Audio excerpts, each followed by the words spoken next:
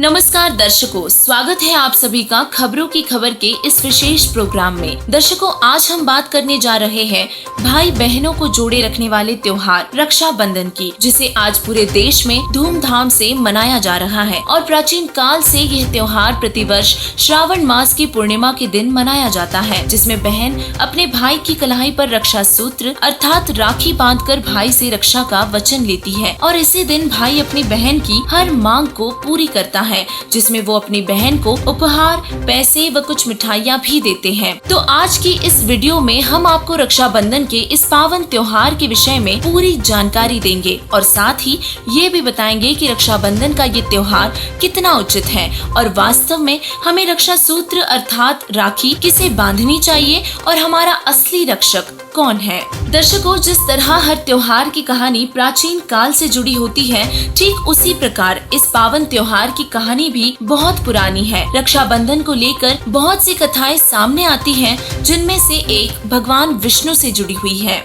इस कथा के अनुसार दैत्यों के राजा बलि 100 अश्वमेघ यज्ञ कर रहे थे, जिसकी वजह से देवताओं को डर हुआ कि कहीं राजा बलि स्वर्ग के राजा इंद्र की पदवी प्राप्त करके अपनी शक्तियों से स्वर्ग लोक पर भी अधिकार न कर ले, जिस कारण वे सहायता के लिए भगवान विष्णु जी के पास गए। भगवान विष्णु जी ने बामन रूप बनाया और राजा बलि की 100 अश्वमेघ यज्ञ संपूर्ण होने से पूर्व बलि के पास जाकर उनसे भिक्षा मांगी। भिक्षा में राजा बलि ने 3 पग भूमि देने का वादा किया। तब भगवान विष्णु ने एक पग में स्वर्ग तो वहीं दूसरे पग में पृथ्वी को लिया और तीसरा पग आगे बढ़ता देख बलि परेशान हो गया और अपना सिर उनके चरणों के नीचे रख दिया। इस तरह बलि से स्वर्ग और पृथ्वी पर राज करने का अधिकार छीन लिया गया और वह रसातल में चला गया। तब बलि ने अपनी भक्ति से भगवान विष्णु से हर समय अपने सामने रहने का वचन लिया, जिस कारण विष्णु जी को राजा बलि का द्वारपाल बनना पड़ा। इससे माता लक्ष्मी जी दुविधा में पड़ गई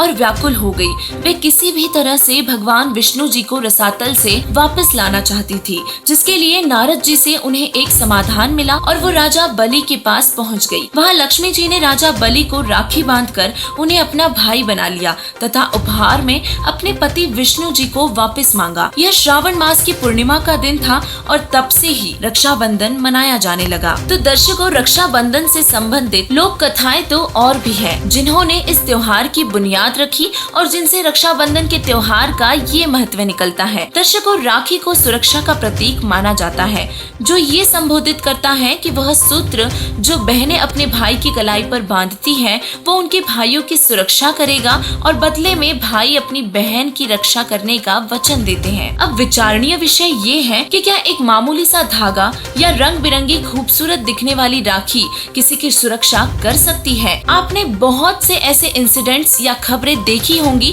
जिसमें रक्षाबंधन के दिन ही बहुत से भाई अपनी जान गंवा बैठते हैं। तो सोचने की बात है कि उस रक्षा सूत्र ने भाई की रक्षा आखिर क्यों नहीं की। जब रक्षाबंधन का त्योहार और राखी भाई की सुरक्षा नहीं कर सकते, तो बहन की रक्षा का वचन देने वाले भाई बहन की रक्षा भला कैसे करेंगे? अब बात करते हैं कथा से शुरू हुई रक्षाबंधन की परंपरा की। द्रौपदी ने अपने भाई कृष्ण जी को पट्टी बांधी थी, जिसके बदले में उन्होंने द्रौपदी की रक्षा का वचन दिया था, लेकिन वास्तव में द्रौपदी की रक्षा पूर्ण परमात्मा ने की थी। लेकिन अगर लोकमत की माने तो विचार करने की बात ये है कि द्रौपदी ने कृष्ण जी को राखी नहीं बांधी थी, पट्टी बांधी थी और माता लक्ष्मी ने भी सुरक्षा के उद्देश्य से नहीं, उपहार रूप में अपने पति को वापस मांगने के उद्देश्य से बलि को राखी बांधी थी। तो क्या इसे हम रक्षाबंधन के त्योहार की बुनियाद कह सकते हैं, जिसमें रक्षाबंधन को बयान ही न किया जा सके? ऐसे में इनमें से किसे सही माना जाए और किसे गलत? रक्षाबंधन के त्योहार की बुनियाद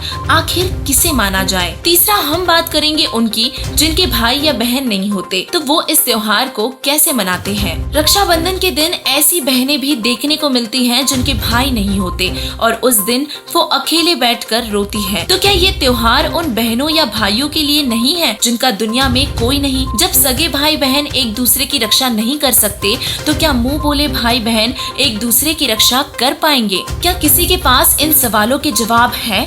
नहीं, किसी के पास कोई जवाब हो ही नहीं सकता, क्योंकि आज तक हमें जो भी बताया गया वो ज्ञान अधूरा था। कारण ये रहा कि हमें सद्गुरु अर्थात तत्वदर्शी संत का तत्व ज्ञान सुनने को ही नहीं मिला। हमें शास्त्रों का ज्ञान नहीं हुआ, जिस कारण हम वही करते रहे जो हमारे पूर्वज या पंडित ब्राह्मण बताते रहे। और आजकल तो टीवी सीरियल्स फिल्मों में दिखाए जाने वाले पाखंड ने त्योहारों के महत्व और प्रारूप को पूरी तरीके से ही बदल दिया है। लेकिन आज के इस वीडियो के माध्यम से हम आपको बताना चाहते हैं कि आपको द्रौपदी और लक्ष्मी की तरह सहायता चाहिए तो आपको उस पूर्ण परमात्मा की भक्ति करनी होगी, जो सभी का रक्षक है, जो सबका पालनहार है, और वो कोई और नहीं, पूर्ण परमात्मा कबीर साहिब जी ही हैं, जिनकी गवाही सभी धर्म के सदग्रंथ, पवित्र चारों वेद, गीता जी, पवित्र बाइबल, पवित्र गुरु ग्रंथ साहिब, पवित्र कुरान शरीफ देते हैं और सिद्ध करते हैं कि कबीर साहिब जी ही पूर्ण परमात्मा है, जो अपनी आत्माओं के पाप का नाश करता है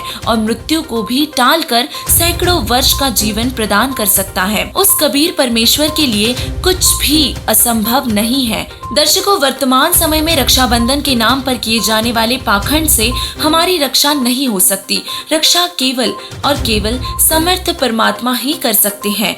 ऐसा कोई भाई बहन, यार दोस्त, रिश्तेदार नहीं है जो हर पल रक्षा के लिए हमारे साथ रहे। ऐसा तो केवल पूर्ण परमात्मा, सर्व सृष्टि के रचनहार कबीर साहिब जी ही हैं। कबीर परमेश्वर जी की एक वाणी भी है, कबीर पतिव्रता जमी पर जो जो धर है पाँव, समृत झाड़ू देत है ना कांटा लग जावे। तो दर्शकों, यदि आप वास्तव में चाहते हैं कि इस दुनिया में हर कष्ट से हमारी रक्षा हो और हमारा मोक्ष हो, तो उसका एक ही इलाज है कि एक पतिव्रता स्त्री की तरह उस पति परमेश्वर की, उस समर्थ भगवान कबीर परमात्मा की सच्चे दिल से भक्ति करो। वो जो चाहे सो कर सकता है, और इसीलिए राखी बांधनी है तो भगवान को बांधो, जो भाई की भी रक्षा करेगा और बहन की भी। जो भी उस परमात्मा की शरण में आएगा उसकी रक्षा भगवान स्वयं करेंगे। और उस पूर्ण परमात्मा की शरण में आने के लिए सद्गुरु की शरण में जाना होगा।